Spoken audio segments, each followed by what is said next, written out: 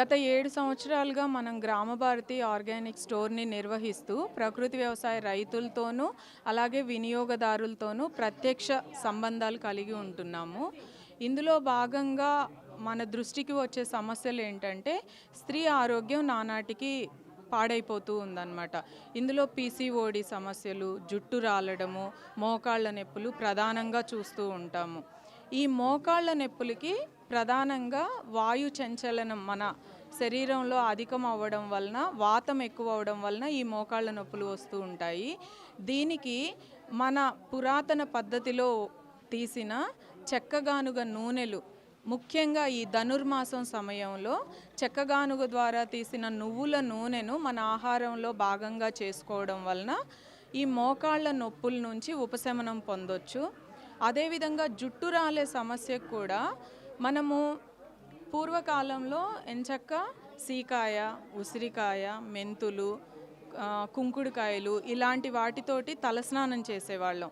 Shampoo అనేది మన దరిదాపుల్లో ఉండేది కాదు. షాంపూ వచ్చిన తర్వాత ఇంత పెద్ద బాటిల్ అయితే మనం కొనుక్కోలేము అని చెప్పి చాలా సులభంగా వినియోగించుకోవడానికి వీలుగా ₹1 శాషెట్లో కూడా మనకు అందుబాటులోకి తీసుకొచ్చారు.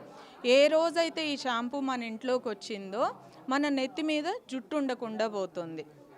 అలాగే ఈ పీసీఓడి సమస్యలు, మన జీవన శైలి అంతా మారి ఉండాల్సిన చోట జుట్టు ఉండకుండా అవసరం లేని చోట ఈ మధ్యకాలంలో మనం చాలామంది స్త్రీలకి ఋతు సమస్యలు, అలాగే అవాంఛిత రోమాలు, అవసరం లేని చోట రోమాలు రావడం ఇలాంటివన్నీ చూస్తూ ఉన్నామన్నమాట.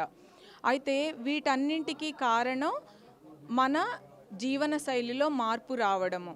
ఈ కుంకుళ్ళు, సీకాయలు, కుంకుళ్ళు వాడడం వలన జుట్టు రఫ్గా తయారవుతుంది. షాంపూ వాడితే నున్నగా ఉంటుంది. ఉన్న 4 రోజులు మన జుట్టు చాలా నున్నగా, సిల్కీగా, టీవీలో యాడ్లో చూపించిన విధంగా ఉంటుంది అనే అపోహతోటి అటువైపు మనం పరుగులు తీస్తున్నాము. కానీ మనకి అందుబాటులో ఉన్న కుంకుడుకాయ, సీకాయ, మెంతులు, ఉసిరిని సమపాళ్లల్లో కలుపుకొని వాడుకోవడం ద్వారా సిల్కీ హెయిర్ని, షాంపూ కంటే మంచి జుట్టుని తెల్లబడకుండా ఆపడాన్ని మనం ఎలా పొందవచ్చు, ఏ కాంబినేషన్లో ఏవి ఎంత కలుపుకోవచ్చు అనేది మన స్టోర్లో కన్జ్యూమర్స్లో అవగాహన తీసుకురావడం, చైతన్యం తీసుకురావడం, ఇలాంటి కార్యక్రమాలు చేయడం ద్వారా కొంతవరకు ఫలితాలని చూడగలుగుతున్నాం మనం. Like and subscribe Eagle Media Works.